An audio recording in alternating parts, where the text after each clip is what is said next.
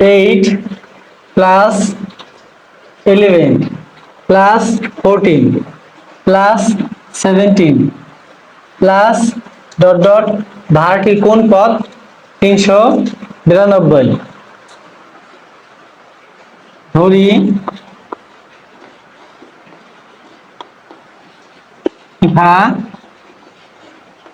একটি সমান্তর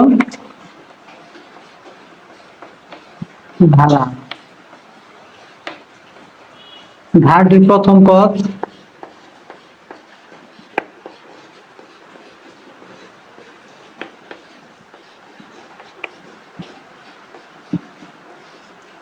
a সমান 8 এবং ধারাটির সাধারণ অন্তর b সমান দ্বিতীয় পদ বিয়োগ হচ্ছে হলো প্রথম পদ, অর্থাৎ 11 মাইনাস 8 t ইকুয়াল টু 3। ধারাটির nতম পদ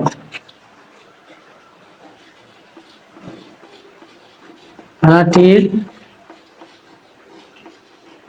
n-তম পদ সমান 392। আমরা জানি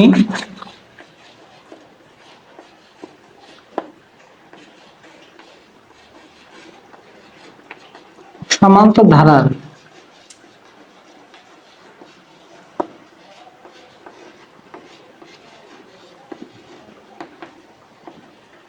n-তম পদ সমান a plus n minus 1 into d।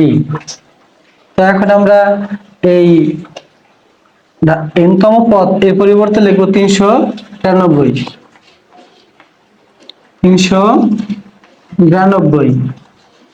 Equal to, এর পরিবর্তে লিখব 8 প্লাস n এর কোনো মান নাই, n এর পরিবর্তে n লিখব, আর 1 এর পরিবর্তে 1, d এর পরিবর্তে লিখব -3। এই 392 ইকুয়াল টু 8, এই প্লাস আর এই যে প্লাস প্লাস এই 3 n এর সাথে গুণ হবে 3n, আর প্লাস মাইনাসে মাইনাস 3 এর সাথে গুণ হবে 3 অক্ষে 3। আমি অঙ্কটি আবার বুঝিয়ে দিচ্ছি। 8 plus 11 plus 14 plus 17 plus dot dot ধারাটির কোন পদ 392। ধরি ইহা একটি সমান্তর ধারা। ধারাটির প্রথম পদ এই যে a সমান 8 এবং ধারাটির সাধারণ অন্তর অর্থাৎ d, দ্বিতীয় পদ বিয়োগ হচ্ছে হলো প্রথম পদ অর্থাৎ 11 মাইনাস 8, অতএব d ইকুয়াল টু 3। ধারাটির n-তম পদ অর্থাৎ ধরা হয়েছে n-তম পদ ধরছি কত 392, ধারাটির n-তম পদ 392। আমরা জানি সমান্তর ধারার n-তম পদ a plus n minus 1 into d।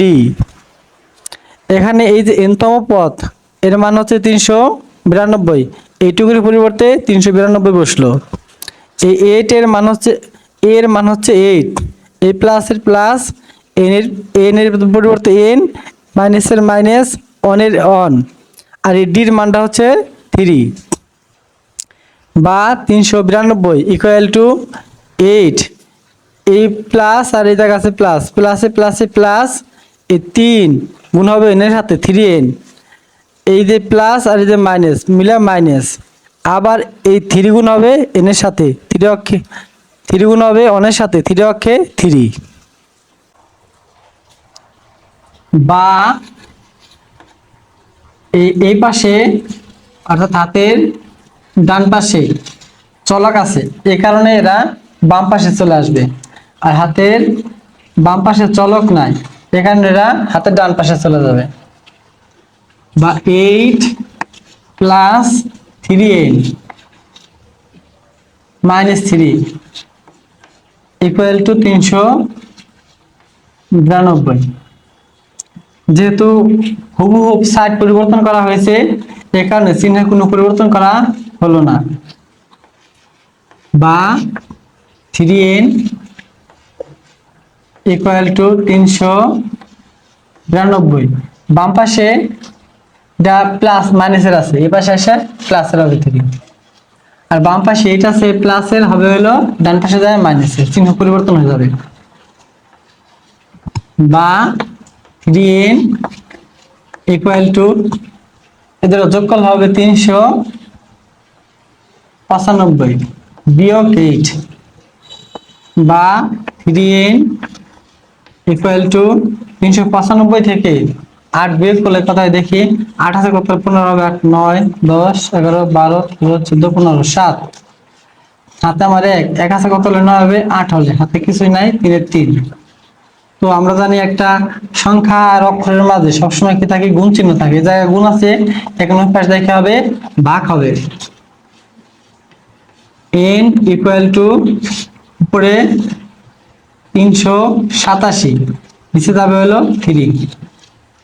তো এই 387 ভিতর কতবার যায়, এই 3 এর ভিতর যায় একবার, 3 8 এর ভিতর যায় হলো দুইবার, দুইবার যায় 2 বেশি হয়, এটা 2 এর পাশে যদি 7 লাগাই দিই তাহলে হবে 27, 387 এর ভিতর যায় 9 বার। অর্থাৎ অতএব ধারাটির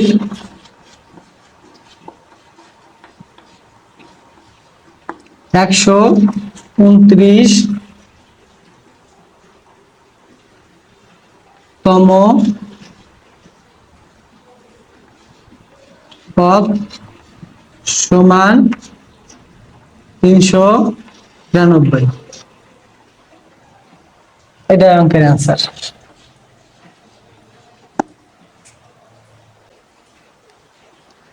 বা যেহেতু এই অংশটার সাথে এই অংশটা হাতের ডান দিকে ছিল, কিন্তু এই অংশটার সাথে চলক থাকার কারণে এর হাতের বাম পাশে চলে আসছে, আর এই 392 সাথে কোনো চলক নাই, অর্থাৎ কোনো অক্ষর না থাকার কারণে এরা ডান পাশে চলে গেছে।